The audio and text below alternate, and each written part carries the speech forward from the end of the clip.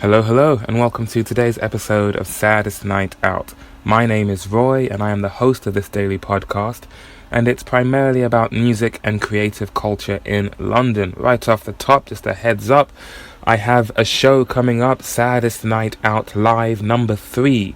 That is Tuesday, the 20th of August at Road Trip and the Workshop. It will be myself as well as Izzy, Kin Soul, and Rose White.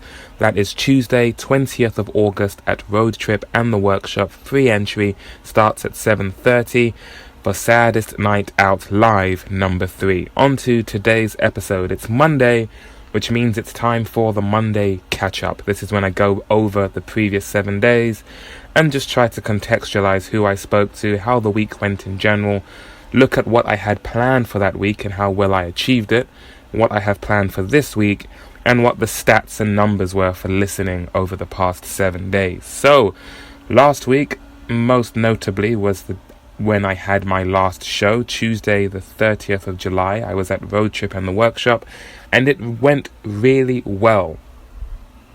I was aware going into it that this time around, most of the audience would be there because of me. At the first show, 25th of June, the other artists that I played with were all super grateful to be on the bill. Not that the most recent artists weren't as well, but they all went hell for leather to get as many people as possible to come. So, breaking it down to brass tacks, at the first show in June, I reckon there were maybe 15 people there for me, and around that number for some of the other performers as well. So the audience was pretty evenly split, so much so that I noticed quite a few people leave kind of during my set because clearly they were there to see their friends earlier in the night. At this show, I think I was the biggest draw. Not necessarily because I'm such a star, my music is so popular or anything like that, but just the circles that I am in, the people that I have met, I had a bit of a wider reach compared to the other artists on the bill. So this was the show where I really had to earn the title of promoter and try to promote it and bring people in. And I think, all things considered, there were maybe just shy of about 30 people there, which is fantastic for me. There were quite a few people there already, but as the show went on, the door kept opening and more people kept arriving, which was fantastic, considering it was a bit of a grey and gloomy Tuesday, so I would not be surprised if a lot of people said, "Hey Roy, sorry I can't make it tonight, but best of luck, I'll be at the next one," etc. So thank you once again to everyone who came and everyone who performed, and they were Athia Lorraine, Jack Mann, and Hayley Solis. Fantastic show, and Lou, of course, interviewed me after the show, which was really interesting. Looking back on it now, if I'm really honest with myself, I need to up my game performance-wise. Again, I had a show where I had lyrics with me on stage. Again, I had a show where some of the songs were finished that day. That novelty can only go on for so long. I think it does a little bit of a disservice to the other artists on the bill if you don't come fully prepared. So that's something I need to work on for the next show, which, as I mentioned at the top of the episode, 20th of August, another Tuesday at Road Trip and the Workshop again. Kin Soul, Izzy, and Rose White joining me on the bill. So that was the biggest moment of last week. Did I already mention who I spoke to? Let's go through it one by one. So Kai Justine, the final member of the UK open mic team that I spoke to, had been working on a film set not too long before the show, before our chat, so it was a while before we could get together. Fantastic presence on the podcast. Another creative who's hard at work, is looking at the long run and understanding that it takes a while to build momentum to achieve what it is that you want to achieve. We also talked outside of the recording about how she had received funding for her project, and she said she'd keep in touch with me about who and where she got that funding from so that I might apply for it as well.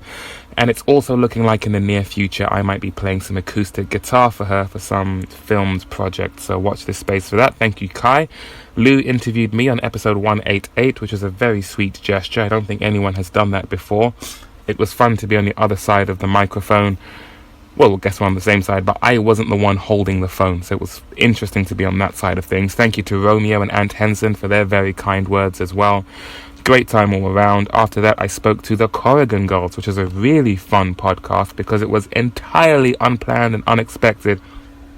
I think, at least in recent times, that is the quickest I've gone from meeting someone to getting them on the podcast. It can't have been more than about 45 minutes, but it was such a fun chat. It did mean I got home particularly late because I didn't get on a train until about midnight, but well worth it. Thank you very much to Shannon, Cindy and Katie for that. After that, I spoke to Moon Williams. So Kai was Monday at Banbao, Lou was Tuesday after my show, the Corrigan girls, Shannon, Cindy and Katie were Wednesday after the open mic. Thursday I spoke to Moon Williams before the open mic at the Nelsons. That was a fantastic chat, and perhaps the highlight for me, as well as the talk itself, was receiving my first YouTube comment from none other than Ella Williams, daughter of Moon Williams, who said, and I'm paraphrasing here, "This is fantastic, my dad, the amazing Moon Williams." And yes, Ella, your dad is amazing. Thank you very much for listening. I'm glad you enjoyed it, and thank you again, Moon, for that chat. I'm looking forward to part 2.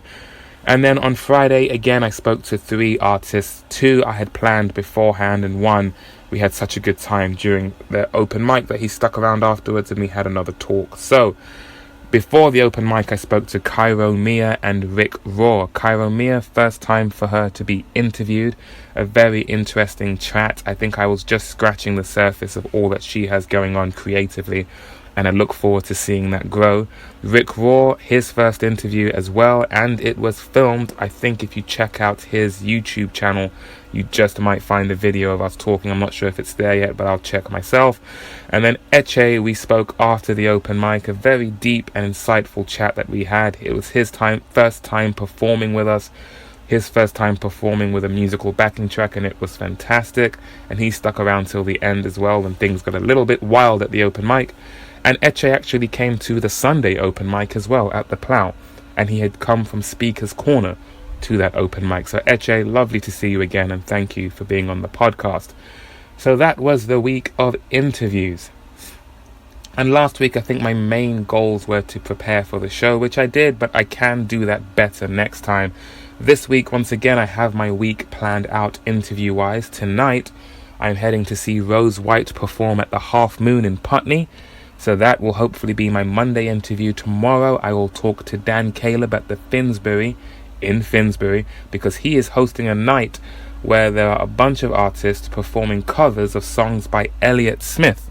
So that will be a fantastic opportunity to find out more about that, and more about Dan Caleb as well. I spoke to him briefly, I think it was the episode when I spoke to Harry Quinn, so it would be great to catch up with him and find out more about him and this event that he has planned. Wednesday I hopefully will speak to MC Purple in Camden, and maybe Peter has been a bit of a regular presence at the open mics recently as well, and maybe Shah Nicole. Thursday I'll be speaking to Moon again for part 2, hopefully that goes as planned. And Friday, I don't know who I'll be speaking to yet, so watch this space, we shall see. So I've got the week planned out for interviews, which is fantastic. I want to keep that going. I have work to do online. I finally logged into my Facebook for the first time in ages, and I found out on the 5th of August 2018, I changed my profile picture for Saddest Night Out. So I think it will be a bit poetic if 1 year later I actually have a website and have more stuff going on the Facebook, including listing the events that I have planned. So watch this space for that. And I reached out to someone I've been meaning to reach out to for a very long time, and I finally did yesterday, so I might catch up with them this week, or maybe later on, maybe next week. And I have moved my musical equipment to Caffrey Studios, so I plan to use that place as a bit of an office, as well as getting my online presence a bit more established. I hope to really hit the ground running with recording demos, but because at the moment I've been preparing a certain number of songs for the show when they will be performed. So I have a show on Tuesday, I'll get those 6 songs ready for that Tuesday. But what I should be doing is getting all the songs ready that I want to perform, and so at any given moment I can just choose from my library of songs and play a new show. That way I'll be better prepared. And also, before the last Sunday show that I played, I think it was the 21st of July, on that day I spent some time at Caffrey by myself just rehearsing the songs I wanted to do, and it was really invaluable. So I want to do that as well. So I want to record a bunch of demos, prepare a bunch of live versions of those songs, and also practice performing them as well.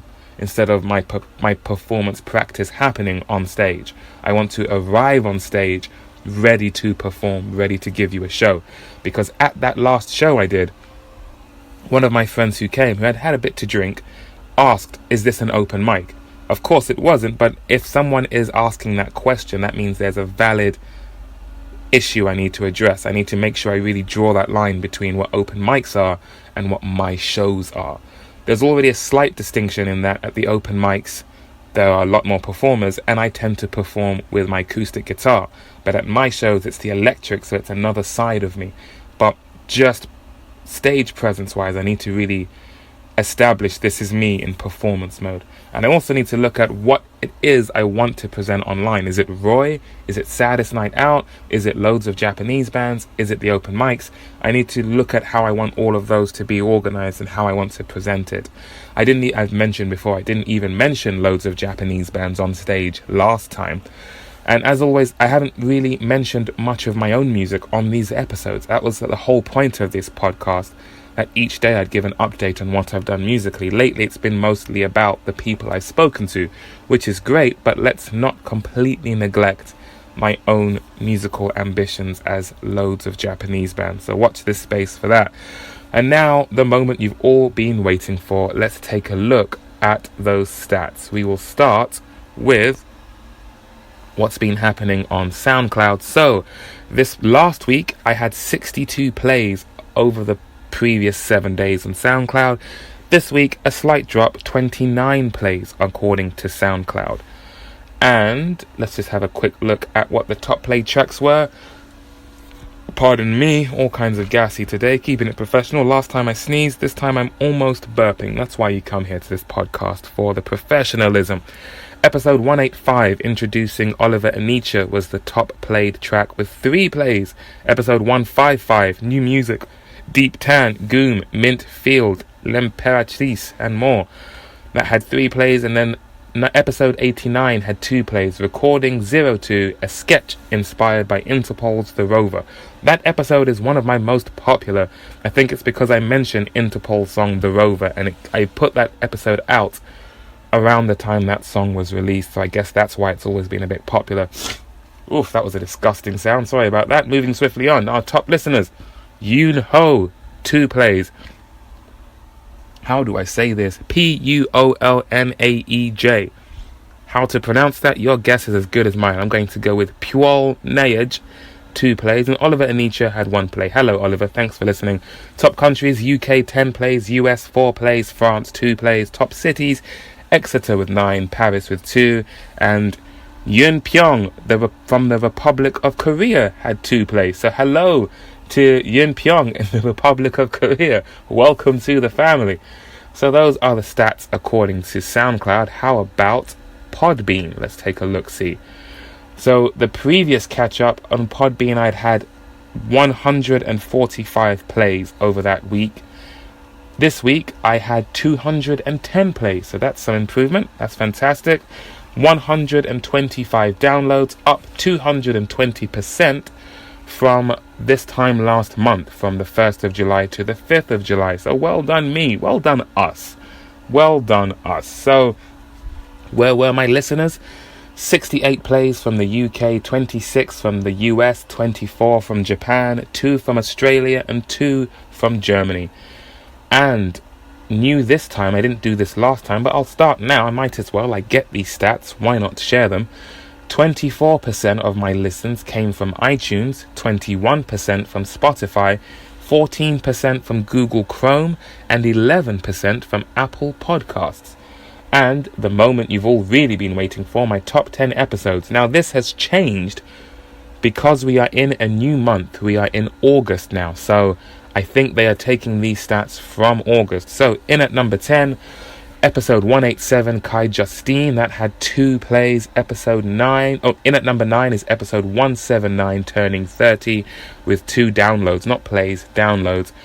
Episode 180 is at number 8, Talking to Cyber, that had 2 downloads. Episode 172 is in at number 7 with 3 downloads.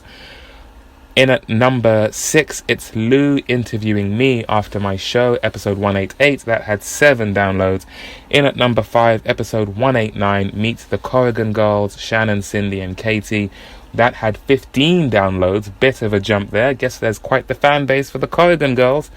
In at number 4, it's Talking to Moon at the Nelsons Part 1, episode 190 with 15 downloads.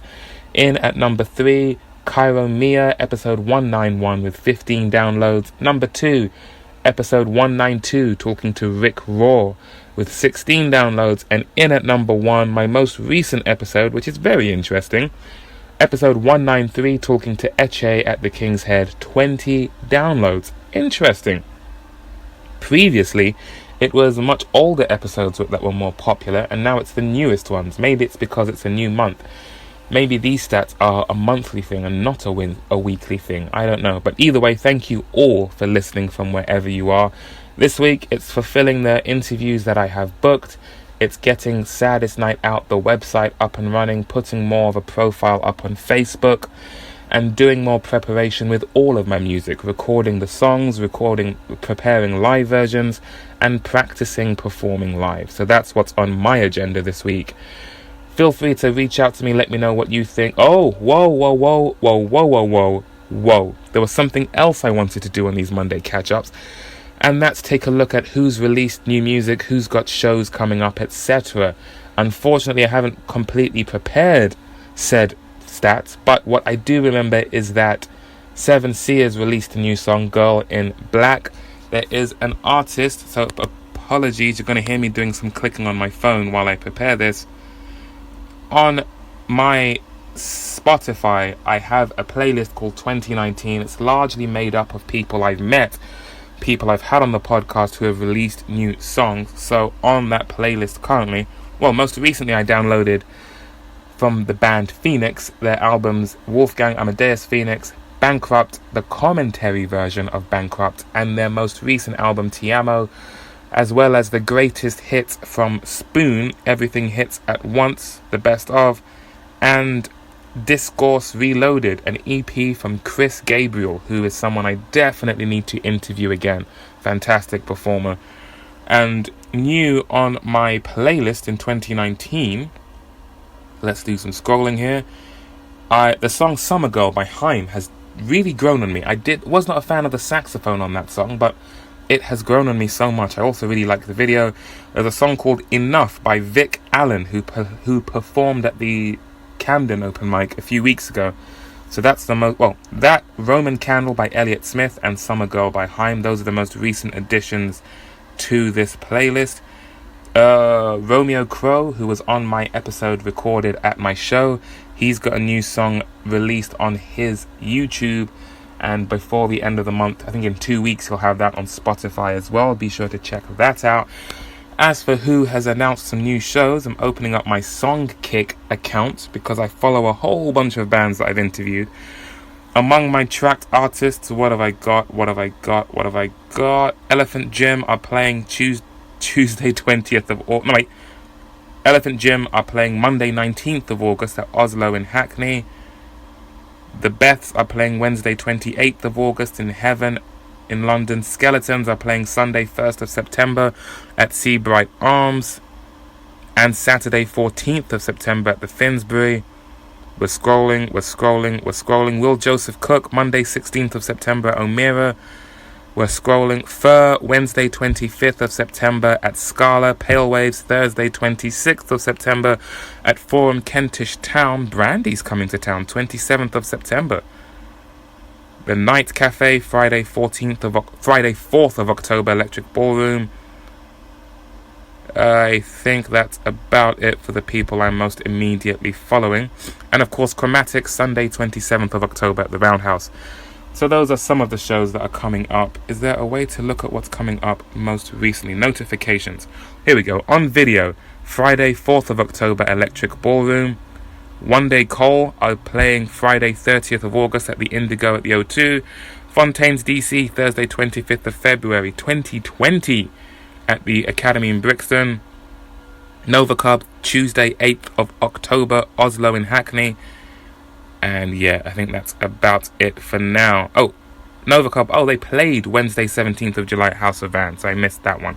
Haven't been to any gigs in a while. Hopefully that might change in the near future. That will change, because next Tuesday my friend Phil suggested a show for me to check out, the name of which I cannot remember, but it's at Seabright Arms next Tuesday 17th. I'll be checking that out. Otherwise, that's all from me. Thank you all very much for listening to this 20-minute episode of me catching up on the past week. Feel free to reach out to me, saddestnightout@gmail.com, though hopefully that might soon be roy@saddestnightout.com. Watch this space. Otherwise, I'll catch you on the next episode. Take care.